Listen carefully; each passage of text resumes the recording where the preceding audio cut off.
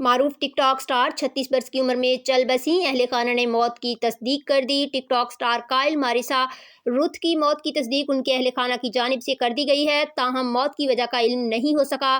LinkedIn की post share करके Kyle Marisa Roth की वालिदा जैकी कोहेन रुथ ने अपनी बेटी की मौत के हवाले से आगाह किया।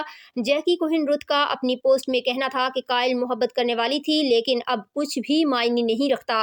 बहन का इस हवाले से कहना है कि मेरी बहन का इंतकाल गुज़िश्ता हफ्ते हुआ था और हम इस सदमे से बाहर निकलने की कोशिशों में मसरूफ़ हैं।